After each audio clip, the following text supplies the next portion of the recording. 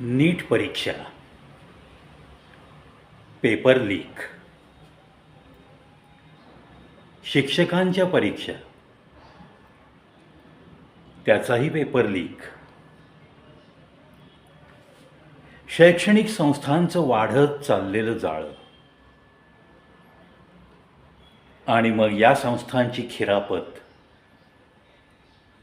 वाटणारे राज्यकर्ते, त्यांचेच नातेवाईक, त्यांच्याच जवळच्या फळीतले कार्यकर्ते पहिल्यांदा प्राथमिक शाळेला मंजुरी, 1ली ते 4थी, लगेच 1 वर्षात 7वीपर्यंत मंजुरी, लगेच 2 वर्षात किंवा नियमाप्रमाणे मिनिमम काळात हायस्कूलची परवानगी, त्यापुढं मग कॉलेजची परवानगी. सगळं काही विनासायास सुरू आहे. मेडिकल कॉलेज, इंजिनिअरिंग कॉलेज, अहो सीट रिकाम्या राहू लागल्यात, इतकी कॉलेजेस झाली. भयानक वास्तव. मग सीट रिकामे राहू नयेत म्हणून मग काय काय करायचं? रिझर्वेशन, ते तर हुकमी पत्ता आहे ना राज्यकर्त्यांचा.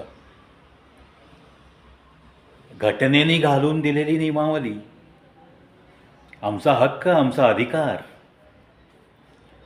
रोहतक गव्हर्नमेंट मेडिकल कॉलेज, या ठिकाणी घडलेली एक घटना.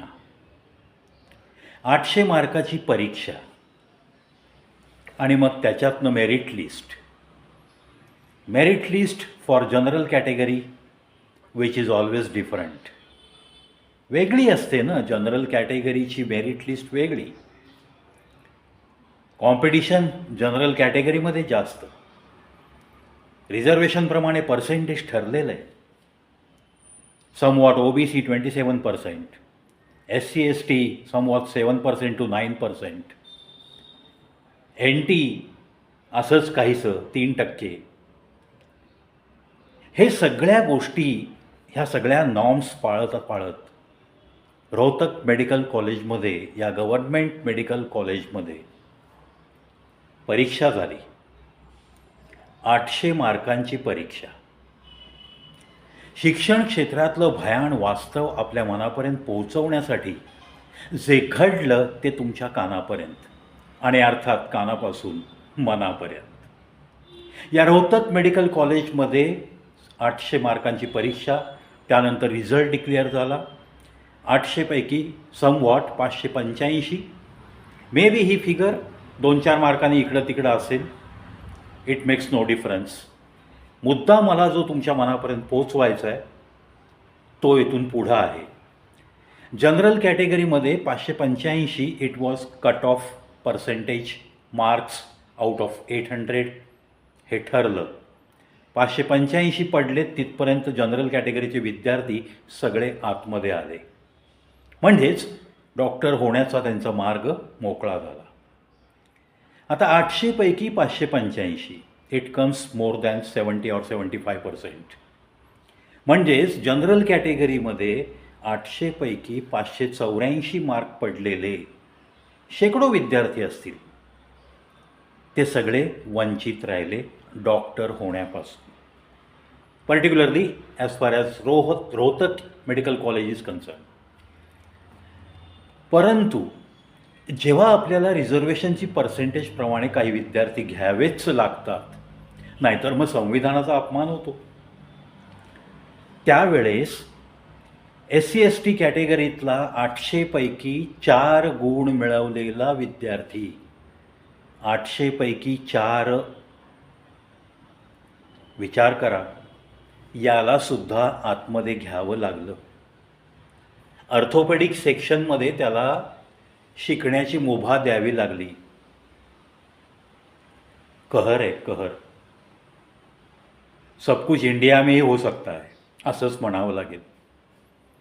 800 पैकी 584, 583, मोर दॅन 500, हे सुद्धा जेव्हा जनरल कॅटेगरीमध्ये नालायक ठरतात, तेव्हा 800पैकी 4 घेतलेला विद्यार्थी 800पैकी 585 घेतलेल्या विद्यार्थ्यासोबत मेडिकलमध्ये, रोहतक मेडिकल कॉलेजमध्ये शिक्षण घेणार, प्रशिक्षित होऊन डॉक्टर होणार. या प्रशिक्षणादरम्यान जर या 585 पडलेल्या विद्यार्थ्यांनी 800पैकी 4 पडलेल्या विद्यार्थ्याला थोडा जरी कुठे कानाडोळा केला तरी लगेच ते पर्टिक्युलर फोरमच्या पुढे हेच विद्यार्थी अर्ज करणार. काय अर्ज? की आम्हाला इथे जातीभेद केला जातो, भेदभाव केला जातो, कमीपणाची वागणूक दिली जाते, उच्च नीच अजूनही आहे, स्पृश्य अस्पृश्य अजूनही या देशात आहे, वगैरे वगैरे. तुम्ही एखाद्या 9वी-10वीतल्या कुठेतरी एका मैदानात क्रिकेट खेळणाऱ्या विद्यार्थ्याला उचलून आणा आणि त्याला या मेडिकलचे, रोहतक मेडिकल कॉलेजचे 800 मार्काचे जी पेपर आहेत ते पेपर त्याला सोडवायला लावा, त्यालासुद्धा कदाचित 40 मार्क पडतील. म्हणजे हे इतर ग्राउंडमध्ये खेळणारे विद्यार्थी भले कुठल्या का स्टँडर्डचा असेल ना शाळेमध्ये, तो सुद्धा जर 40 मार्क मिळवू शकत असेल, अशा परीक्षेत 800पैकी 4 गुण घेतलेला जर ऑर्थोपेडिक सेक्शनमध्ये डॉक्टर होण्यासाठी पास थ्रू होऊन पुढे जात असेल, तर तुम्ही विचार करा त्याच्या मोहल्ल्यातले लोक तरी त्याच्याकडनं इलाज करून घेतील का? 800पैकी 4 गुण. मला खूप शोकांतिका वाटते या शैक्षणिक क्षेत्राचं. हे जे काही वाटोळं चालू आहे ते नक्की कोणामुळं? या राजकारण्यांच्या निर्णयांमुळं का घटनेतल्या असलेल्या तरतुदींना फॉलो करतच आम्ही जगायचं, त्याच्यामध्ये कुठलाही बदल होऊच द्यायचा नाही असं ठरवणाऱ्या राजकारण्यांमुळं? का मग या शाळा कॉलेजेसची खिरापत ज्यांना वाटली गेली, त्यांना जे काही नियम घालून दिले गेले त्या राजकारण्यांमुळं? नक्की कोणामुळं? या सगळ्या गोष्टी जेव्हा उजेडात येतात आणि जेव्हा रोहतक मेडिकल कॉलेजचा एक डीनच्या पदावरती विराजमान झालेला डॉक्टर जेव्हा अशी वक्तव्य करतो की आता ही माणसं कशी डॉक्टर होणार आणि झाली तरी कोणत्या प्रकारची डॉक्टर होणार, 800पैकी 4 गुण मिळालेला माणूस तो या 585च्या बरोबरीने खांद्याला खांदा लावून कसा शिकणार? त्याला काय नक्की समजणार शिक्षणातलं? अशी खंत एक डीन जेव्हा हायली क्वालिफाईड मेडिकल कॉलेजचा डीन बोलून दाखवतो, आपल्याच देशातल्या रोहतक या गव्हर्नमेंट मेडिकल कॉलेजमध्ये घडलेला किस्सा जेव्हा सांगतो, तेव्हा मात्र आपलं मन खिन्न झाल्याशिवाय राहत नाही. येणाऱ्या काळामध्ये आपल्याला कशा कशा डॉक्टरांकडनं इलाज करून घ्यावे लागणार आहेत, कशा कशा क्वालिटीच्या विद्यार्थ्यांच्या दरवाजावरती MBBS असा बोर्ड बघावा लागणार आहे, याची काहीही सांगता येत नाही अशी अवस्था झालेली आहे. इंजिनिअरिंग आणि मेडिकल या क्षेत्रामध्ये खरोखर जर टॅलेंट असेल, त्याच लोकांना शिरकाव मिळणं अत्यंत गरजेचं आहे. तसंच लॉ अँड ज्युडिशरी या ठिकाणीसुद्धा जेव्हा तुम्ही न्यायाधीश म्हणून एका खुर्चीवर विराजमान करताय कोणाला, तेव्हा त्याची मेंटल कॅपॅसिटी ती आहे का नाही हे नक्की बघितलंच गेलं पाहिजे. हायर ज्युडिशरीमध्ये जर रिझर्वेशनच्या जोरावरती जर कुणी वरती गेला आणि तो जर चीफ जस्टिस ऑफ इंडिया झाला, तर तुम्ही विचार करा देशाच्या सुप्रीम कोर्टची काय वाट लागू शकते.